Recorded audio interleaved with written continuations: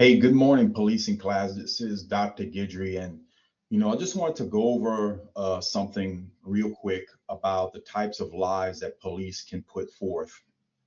And what I noticed is, there may be a few discrepancies. What I will say is be careful in your research because right off the bat, I'm going to tell you this: tolerated lie and accepted lie ain't the same thing. They are two different ways that police can lie, in addition to the third way, which is a deviant lie. Okay. So think of it this way, right? Your accepted lies are those seen as necessary tools for police work, like undercover work. Always people say, oh, well, if you're doing undercover work and the person asks, the potential perpetrator asks that if you're the police, you have to admit that. That is completely false. I mean, we don't want to do that. We could end up dead on the street, right? Another accepted lie is police officers or police departments may try to calm a crisis. And so at that point, they may not tell you the full truth of what's going on because they don't want to have a full-blown panic that they being the police, lose control of the situation. Another accepted lie could be when reporters ask a chief or a sheriff or a PIO, public information officer, about a particular crime that has just occurred. The police will not necessarily tell you the whole truth. And there's a reason for that.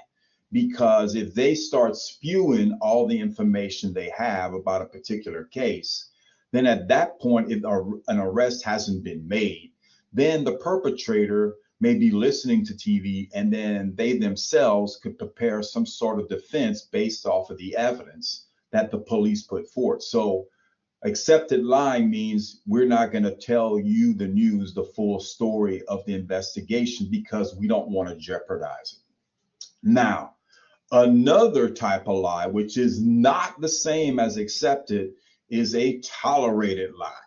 And that is recognized as kind of like your, I think, necessary evil.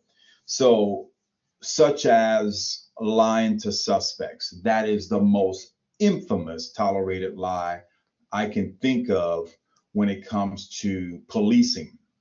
Tolerated lie means the courts and others have recognized that, yes, we can be somewhat deceptive to a suspect in terms of conducting an investigation. You watch the first 48, you'll see those scenarios. The police may say they have a gun that leads back to the suspect they're interviewing, when in fact they don't have a gun, they don't have anything.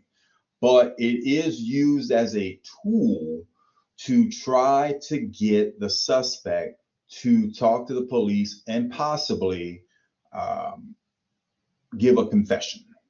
Now, what you can't do in terms of tolerated lies, you can't promise that, you're going to go lenient on the sentence, or you can't threaten their family members or anything like that. Those things are not acceptable.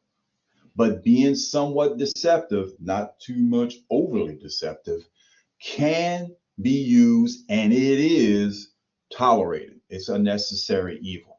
Now, the third one you want to avoid at all costs is the deviant lie. No excuse. You work for me, you work for any sheriff, you work for a chief. There's no excuse for officers to violate, number one, laws that they themselves are there to enforce, or violating department policy and procedure for whatever that may be, personal gain, or something of that nature.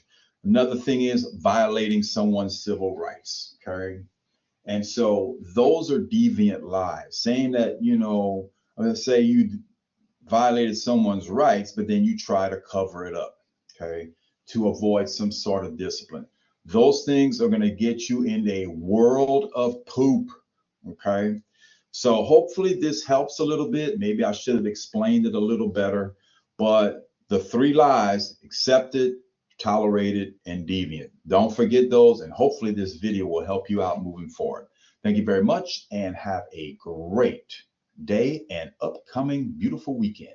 Peace out.